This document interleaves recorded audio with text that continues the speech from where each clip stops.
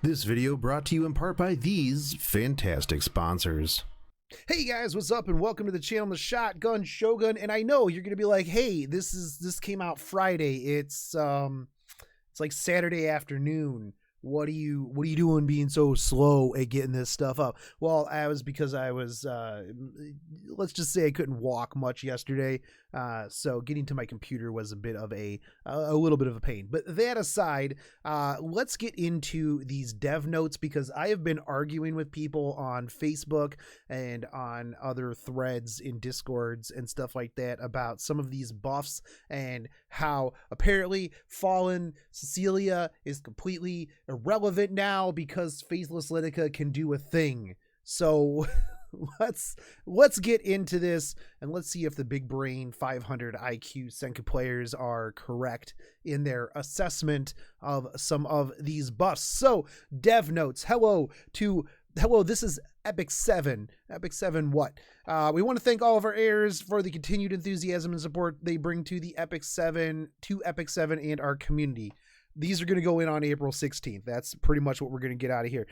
So six heroes have been improved, and everybody was like, man, I bet it's going to be Haste and DJ Basar and ML Tywin and ML Ball and all of the characters that I want, instead of the characters that may or may not actually need these buffs. But so anyways, there will be improvements to heroes who have unique characteristics yet are difficult to utilize. We hope that our heirs will have more fun battling by making full use of these characters to build new team combinations and create new strategies. Same old channel, same old yawns here. So please see below for the list of heroes that are going to be buffed on April 16th. In the balance adjustment. So for 5 stars, we're going to get Pavel, Sigrid, Litica, and Zeno. I know a lot of people are like, who the fuck is Zeno? Yeah, that means we're going to probably be getting a Zeno rerun. Just throwing that out there, because they don't typically buff a character like that unless they're bringing it back around like Cirilla. Just saying. Moonlight 5 stars, Faithlesslytic, and Moonlight 4 stars, Benevolent Benevolent Roman. Saw somebody asking if they were going to give ML4 selector for Benevolent Roman. That's for nerfs. That's why they don't do nerfs, because they don't want to give you selectors, so they don't do nerfs to characters. Yeah, that's not a thing. But anyways, following the update scheduled for 4.16, certain skill descriptions they're going to be balanced for better understanding. The probability and numbers of turns are based on fully enhanced characters. Okay, cool. Skill cooldowns will not be changed unless stated. The values mentioned in the preview may differ from the actual update, as always, because they got to, cover their asses in case they decide to change something after a YouTuber's like, hey, did you know that if you put this with this, and this, it'll be stupid busted? And then they go, let's just gut Cerise. Easy. The skill descriptions mentioned in this preview may differ from the actual update, but let's get to the first one. This is going to be Pavel. Now, a lot of people were excited about Pavel. Pavel, the Seaside Belle killer, had her in his sights. Now, he is still pretty okay. I have been absolutely destroyed by sneaky Pavels that I didn't expect. 100% happens. But let's talk about what we got here. So Storm Bullet, we're not even going to do the normal one. We'll do Awakened one.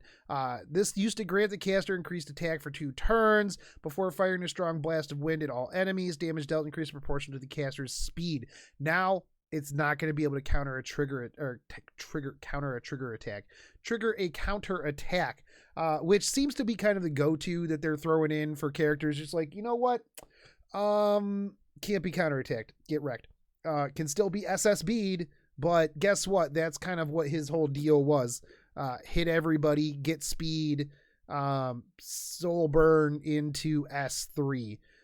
So before, and speaking of S3, swiftly cuts and shoots the enemy when the enemy is not an elite or boss monster. Damage sharing effects are ignored. Damage increases proportional to the caster's max speed. So now it swiftly cuts and shoots the enemy when the enemy is not an elite boss monster. Damage sharing effects are ignored. Damage dealt is Isn't this literally the same thing? Swiftly cuts and shoots the enemy when the enemy is not an elite or boss monster. Damage sharing effect are ignored. Damage dealt increases proportional to the caster's speed. What did they take out of this when the enemy is not?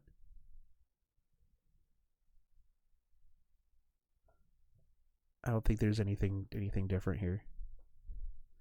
Oh, okay. So they talk about it down here. They just literally didn't put it in up here.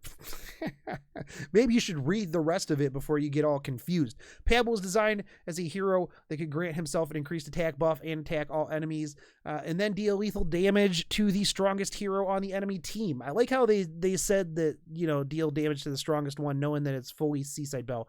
However, due to his lack of survivability and comparatively low damage output, it was hard to fully utilize him despite his ability to increase his own attack. With this balance adjustment, Pavel will be improved so that he can deal more damage in order to easily defeat enemies, and also so that he can more readily fight against heroes with counterattack skills. That's right, because if you hit all onto, Seaside Bell, you probably come equipped with a Charles or an ML Ken or Fallen Cecilia with Elbrus or something. Everybody's going to counterattack and you're just going to get one shot. That's pretty much how that would work. Pavel could not be utilized against enemies with counterattack abilities. In order to address this issue, Pavel will be improved so that Storm Bullet no longer triggers counterattacks. Our heirs will be able to use Pavel even if the enemy has heroes with counterattack abilities. Also, the damage output from the destructive pursuit will be increased by around 25%. Utilizing such an increase in damage output will allow Pavel to become more capable of dealing with enemies that utilize damage sharing effects. With the increased damage output of destructive pursuit, the ability to attack enemies without worry of being counterattacked, we hope that our heirs will be able to fully utilize Pavel to dominate enemy teams. A 25% increased attack damage is pretty big. It's in fact 25% more damage. So now that you can't be counterattacked, you can easily soul burn S2 into S3, leaving a Seaside Bell dead and everybody else pretty weak. This will be pretty interesting. I know a lot of people I've already seen so far like, why didn't you put an interesting ability on him? It seems like all you do is just slap can't be counterattacked on, and that's not fun or exciting or anything like that. Yeah, and every single team has Charles with an Elbrus Ritual Sword, or Fallen Cecilia with an Elbrus Ritual Sword, or an ML Ken, or somebody that can counterattack. So being able to take that out of the equation is good. Just stop complaining. Like, literally, would you have used him if they put in like some other gimmicky move? You already didn't like him because he was a gimmick in the first place. So just shut up. Just shut up. Let's talk about Sigrid. Speaking of gimmicky stuff. So Guillotine now inflicts Extinction when the enemy is defeated. Now, I've seen people already that are like, oh, more Extinction. Those people are people who use Arbiter Vildred, Ruel, and Maid Chloe. Those are the people who hate having more characters with Extinction in the game. You know what? I like having more characters with Extinction in the game. So that way, when I see threads about bitching about how Arbiter Vildred and ML Chloe and ML and Ruel are all overpowered and how they need to nerf them, I'm just like, well, why don't you just use a little better spez? And they're like, well, I don't have a little better spez. Okay, then use Sigrid now. They're like, I shouldn't have to counter pick a character. They need to be just nerf Arbiter Vildred because I don't have it. Or, you know what? Arbiter Vildred's perfectly fine. Don't nerf him because that's the only way that I can win in PvP. Shut up. Just shut up. Just be quiet. Be quiet. Let people have things. If you can't play around Extinction, I don't know what to tell you, man. Just kill whoever has Extinction first. Easy peasy. They're not going to run 3 characters with Extinction. And if they do, then that should be a pretty easy team to beat. Honestly, like, yeah. Anyways, although Sigrid is a hero that can inflict debuffs onto enemies and deal additional damage proportional to the number of debuffs inflicted on the enemy, she was not as threatening a choice when compared to other heroes. Therefore, she will be improved so that our heirs can more easily use her. Sigrid will now inflict Extinction when defeating an enemy. This will make her more useful against heroes with the ability to revive. After this adjustment, she will become a very effective choice for certain occasions. Now, like I said, this is pretty good. Having more abilities to counter characters actually like balances things a lot better, because I mean, let's be real. Who used Sigrid in PvP? Raise your hand. Somebody's in the comment section right now going, I use Sigrid all the time in PvP and PvE. I've literally used her from day one. I thought she was amazing. She's my waifu. And yeah, don't get me wrong. She does have that RR library look with the glasses, and you're just like, ooh, baby, dominate me. But let's be real. She wasn't that great. She wasn't amazing. She's good at Wyvern eventually after they buffed her. This is going to make her actually see some play. Maybe I will, and I'm probably not going to invest in mine. I got other things. I got a Spez. Who needs anything else when you got Spez, right? So there you go. We'll be able to have another Extinction person, which is good, because you know what? The revive meta is pretty shitty. Let's be real. Like, the only people who like that are the people who abuse it. So yikes. All right. So Lytica's up next, and this is yet another Lytica buff. I don't know who's got more buffs now, Tenebria or Lytica's. I mean, I guess if you combine all of them together, we'll see. Somebody tell me in the comment section who has more buffs overall. So anyways, Thornbush attacks all enemies with 100% chance each to decrease hit chance for 1 turn and make them unhealable for 1 turn and dispel 1 buff. So before, you know, they added on the dispel 1 buff. Now, guess what? You're going to be unhealable. I would like it. I don't know if the dispel 1 buff is after everything else. It usually says, hey, if this is going to dispel the buff, it's going to dispel it before doing all of this. If that's the case, then that kind of sucks, but is whatever. It's still not bad. Unhealable and decrease hit chance is pretty good. I mean, 1 turn kind of sucks, but you know what? It's something. Before public execution, attacks the enemy with a whip sword, decreasing speed and making them unhealable for 2 turns, and decreasing combat readiness by 100%, granting the caster skill nullifier, negating damage received from the next skill attack. So now attacks the enemy with a whip sword, decreasing buff durations by 1 turn, before decreasing combat readiness by 100%, and decreasing speed for 2 turns. Grants the caster skill nullifier once. So this is going to be taking care of the immunity buff from the immunity set before whipping and nay-naying them to the back of the fucking line. So this is actually really, really good. I like this a lot. Is this going to be good later on, like when you get DJ Basar 3 turns of immunity? Absolutely not. But guess what? Just have 2 Lyticas, dude. Easy peasy. Like, big brain right here. So Lytica's public execution will be improved so that she can easily disrupt the enemy, and Thornbush will be changed so that it creates an additional hindrance to her enemies. First, the unhealable debuff will be moved from public execution to Thornbush. With her ability to inflict unhealable and decrease the hit chance of her enemies every 3 turns, she will be better able to contain the enemy's attacks and healing capabilities. Furthermore, public execution will be given the ability to decrease the target's buff effect by 1 turn. Our heirs will be able to better use Lytica against enemies with buff effects, given this skill's ability to inflict debuffs on enemies, as well as decrease their buff duration by 1 turn. We hope that our heirs will be able to bring out the full potential of Lytica to publicly execute enemies using her ability to disrupt enemies' battle plans via her various debuff effects. I like that you guys added in that little joke about publicly executing enemies. Good job, guys. Good job. Now let's talk about Zeno. Zeno. Who even knows, show of hands, who even knows what Zeno does or even has Zeno in this game? Guess what? Put your hands down, because most of you don't even know anything about Zeno. Don't even talk to me about Zeno, because guess what? We're going to be getting Zeno exclusive equipment here soon as well. Almost guarantee that.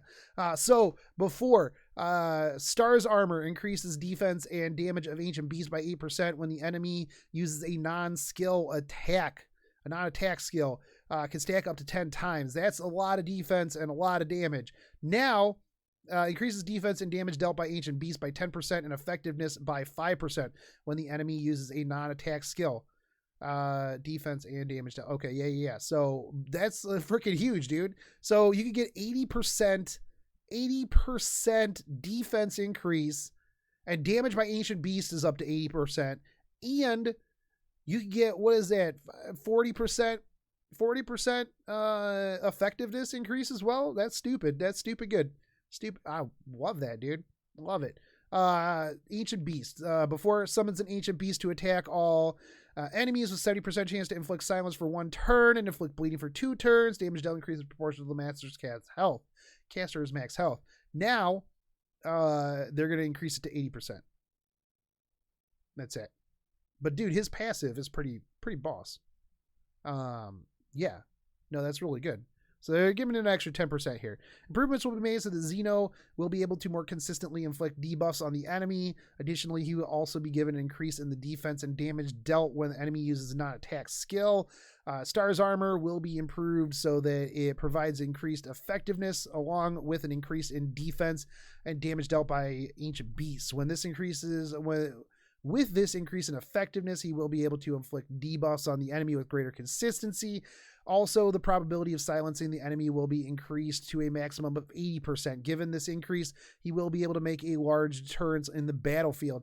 With improvements to Star's armor, which allows Zeno to deal more damage and have more effectiveness, we hope our arrows will be able to better utilize him, which will be more than he is utilized right now because he's not at all, really.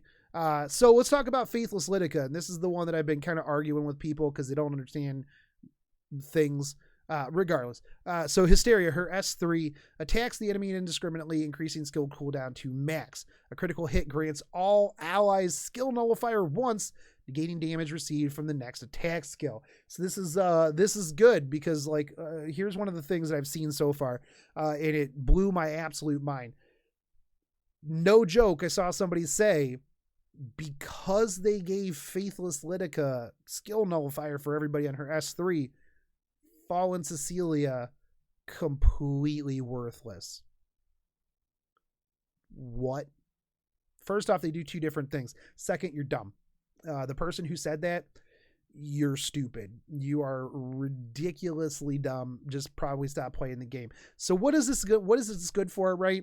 So usually with Faithlesslytic, you're starting out, she's going to be your CR pusher. She's going to push everybody forward, right?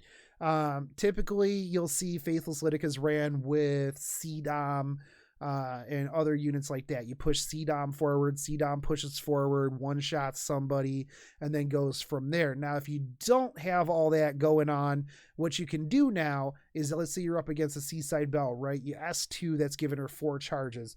S3 on somebody, that's going to give her 5th charge, and guess what? She's going to S2. This negates her S2 completely. So you're not eating that damage while you're setting things up, right? So this is really, really good. It helps negate some damage that you're going to be getting from triggering targets, things like that. This is basically just an indirect, middle finger to Seaside Belle. That's pretty much how that is playing out. I think that this is going to be really big, especially since she's going to be that initial pusher. You can run her and Fallen Cece in the same team, right? So you S2, S3, trigger Seaside Belle, Fallen Cece comes up next. Boom, you have even more. You can just skill nullifier again so that you can negate even more damage. You just have to sit there and play around with the both of them. I think that this is a huge boon to her. I don't think that she actually needed the buff in the first place, but again, it's one of those things that I'm not going to turn down. Faithlesslytic was designed as a hero who could provide an advantageous position for her team by increasing all her allies' combat readiness and increasing the skill cooldown of the enemy to their maximum. However, our heroes found it difficult to utilize her. I didn't. Therefore, Faithlesslytic will be improved so she can be more readily used and have a more significant presence in the battlefield, adding a new effect to Hysteria. Upon landing a critical hit with Hysteria, all allies will be granted a skill nullifier buff effect.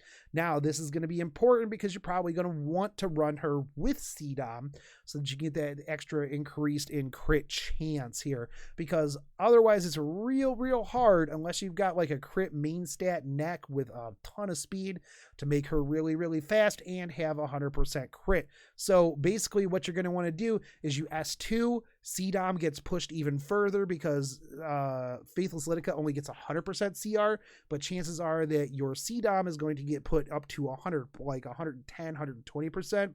So then you S3, give everybody crit chance, blow somebody up. Yeah, sure, you might eat a Seaside. You're probably going to eat a Seaside Belle S2 unless you one-shot her. And then that's afterwards is when your Faithlesslytic goes, hits the crit on the S3, boom, skill nullifier on everybody. That's pretty much how you're going to want to do that because, like I said, it's going to be tough getting 100% crit while maintaining like a 260 plus speed. Which is what you're going to need. So let's talk about Moonlight 4-star Benevolent Dog Fodder Roman. Benevolent Roman was garbage, literal trash. He sucked real bad. And I don't know why you would have ever used him over normal Roman or pretty much anybody else except for Enot. Enot sucks too. But let's see what they did. So before, Mana Arrow attacks the enemy with a concentrated mana with 35% chance to activate Mana Burst. Mana Burst attacks all enemies, decreasing combat readiness by a random amount between the 10 and 50%. Okay. Now, attacks the enemy with a concentrated mana before 35% chance to activate Mana Burst. Effect chance is doubled when the target is silenced. Okay, cool. So now you've got, what, a 70% chance to activate Mana Burst? Okay, cool.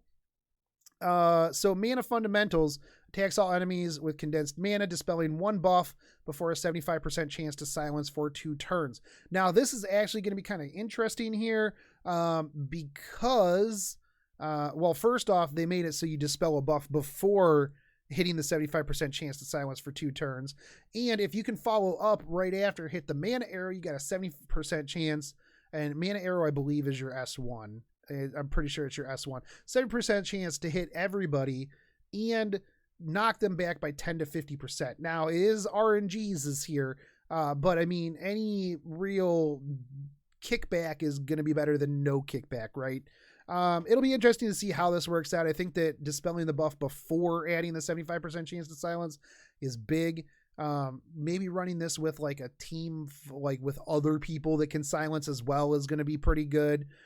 We'll see how it goes. Benevolent Roman will be improved so that he can better decrease the combat readiness of the enemies and more readily inflict debuffs. First, the probability to activate Mana Burst after using Mana Arrow will be doubled if the enemy is silenced. Consequentially, after silencing the enemy, the probability of decreasing all enemies' combat readiness will also be increased. Okay. Furthermore, Mana Fundamentals will now have the ability to inflict silence after dispelling one buff effect. This will greatly increase Benevolent Roman's presence in the battlefield, since he will be able to be more capable of successfully silencing the enemy, with the greater chance to decrease the combat readiness of the enemies after they have been silenced. We hope that our heirs will be able to create difficult situations for the enemy by fully utilizing Benevolent Roman. I could see you using Benevolent Roman with regular Roman just for that constant pushback. It's very satisfying.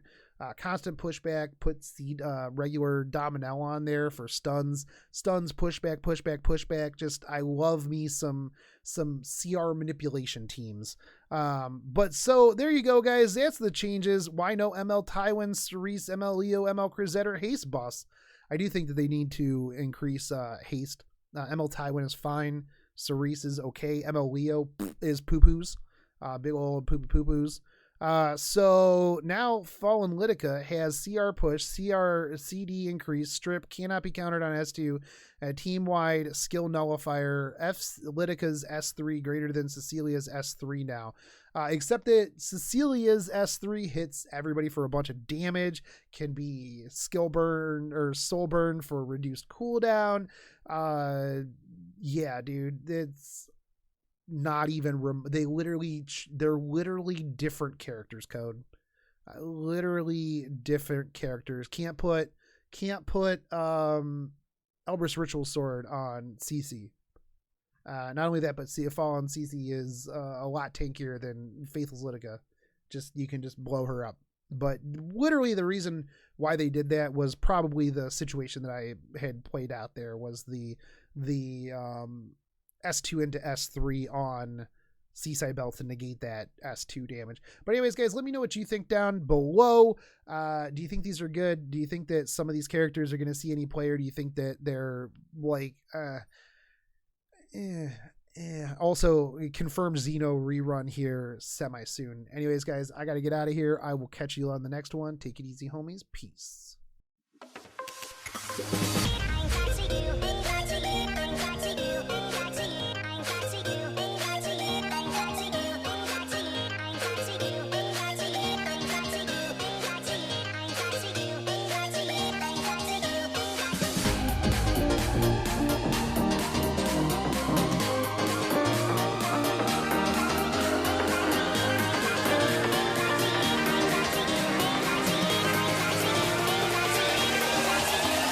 it.